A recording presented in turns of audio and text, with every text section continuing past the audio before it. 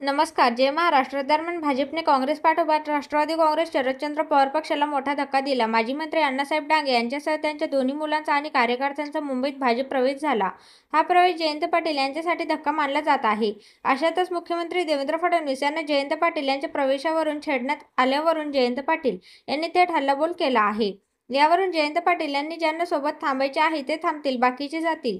पण थोडं थांबा आणि बघा पुढे काय होतंय, असा इशाराच त्यांनी जयंत पाटील आरेविन पुलाला समांतर नवीन पुलाच्या कामाची पाहणी केल्यानंतर पत्रकारांशी संवाद साधत बोलत होते. यावेळी माजी मंत्री अण्णासाहेब डांगे यांनी भाजपमध्ये प्रवेश केल्यावरून त्यांनी प्रतिक्रिया दिली.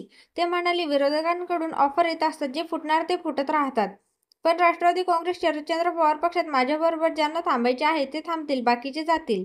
यावर आता काय बोलू, पण माझा एक प्रॉब्लेम आहे, समोरून विरोध होत नाही तोपर्यंत मी शांत असतो. जेव्हा विरोध सुरू होतो त्यावेळी माझ्यातला ओरिजिनल माणूस जागा होतो.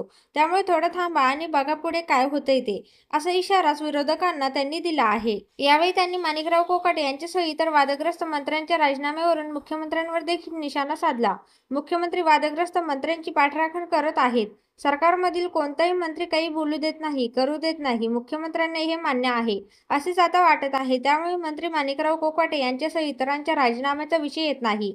मात्र मुख्यमंत्र्यांना आपले सरकार जनतेसमोर कसे हवे हे कळायला हवे होते, असाही टोला त्यांनी लगावला आहे. त्यांनी राज्यातील ठेकेदारांवर शासनाची दहशत आहे. 5 लाख ठेकेदारांची 90,000 कोटींची बिले थकली आहेत. हर्षल पाटील या ठेकेदाराने बिले रखडली आणि आर्थिक परिस्थिती कोलमडली म्हणून आत्महत्या केली. इतरांवर तशी वेळ येऊ नये याची जबाबदारी आता शासनाने घ्यायला हवी, असेही मत जयंत पाटील यांनी व्यक्त केले आहे.